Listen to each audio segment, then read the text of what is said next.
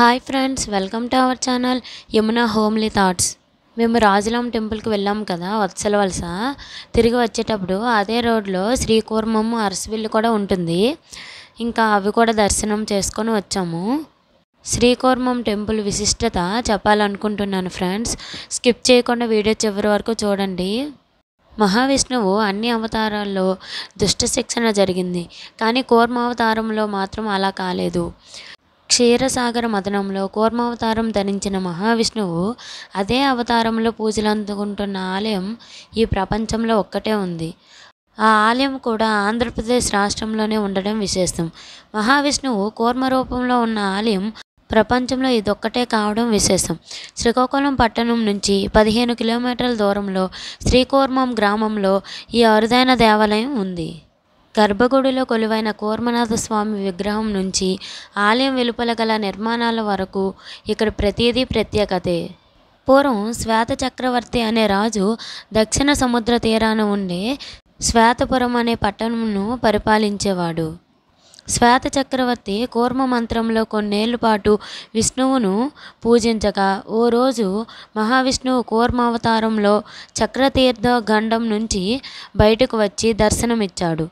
దీంతో రాజు అక్కడే స్వామిని కొలువై ఉండాలని కోరగా విష్ణువు తన చక్ర ప్రయోగమును చేసి ఓ వటవృక్షం వద్ద క్షీరజలంతో కూడిన కూర్మగండంను సృష్టిస్తాడు.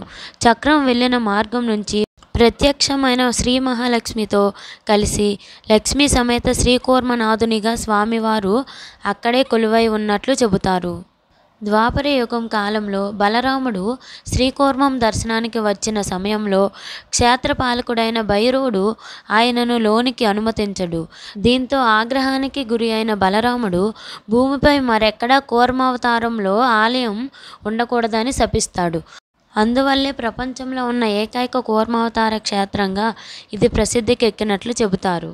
శ్రీకూర్మంలో స్వామివారి విగ్రహం పడమటి ముఖంగా ఉండటం విశేషం. ఏ ఆలయంలో లేని విధంగా ఇక్కడ 2 ధ్వజస్తంభాలు కనిపిస్తాయి. ఎన్నో శతాబ్దాల క్రితమే ఈ ఆలయం నిర్మించారు. ఆలయం వెలుపల శ్వేత పుష్కరిణి ఉంటుంది.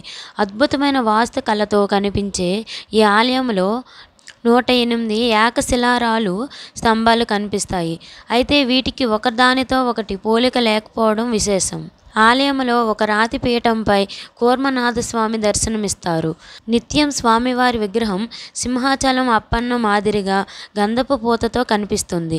ఆలయ పరిసరాల్లో శ్రీ వరదరాజస్వామి, శ్రీ రామానుజాచార్యులు, శ్రీ మధ్యాచార్యులు, కోదండరామస్వామి ఆలయాలు కూడా ఉంటాయి.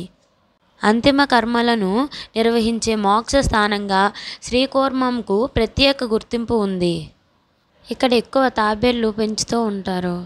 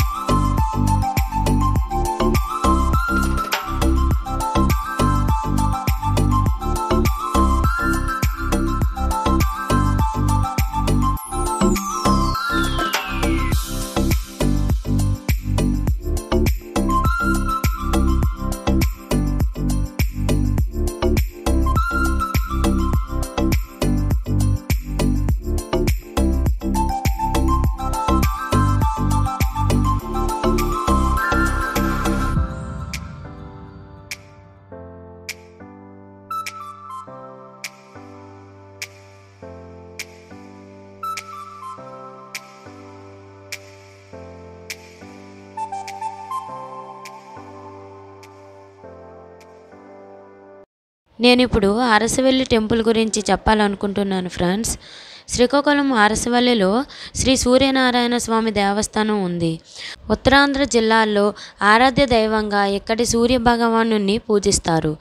ఈ ఆలయానికి రాష్ట్ర నలుమూలల నుంచే కాకుండా దేశంలో అనేక ప్రాంతాల నుంచి భక్తులు వస్తూ ఉంటారు. ఈ సూర్యనారాయణ స్వామి ఆలయానికి ఒక ప్రత్యేకత ఉంది.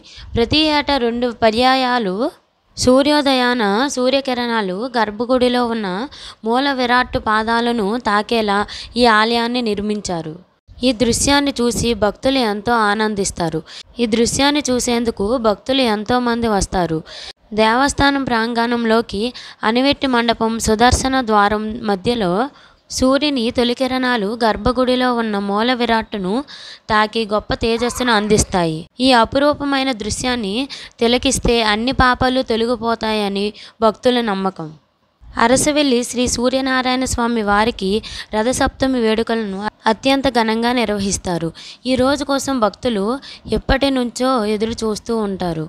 రథసప్తమి రోజు లక్షలాది సంఖ్యలో రాష్ట్ర నలుమూలల నుండి భక్తులు తండోపతండాలుగా తరలివస్తారు. ఈ వీడియో మీకు నచ్చితే లైక్ చేయండి, షేర్ చేయండి, మన ఛానల్ని సబ్స్క్రైబ్ చేసుకోండి. Thank you for watching.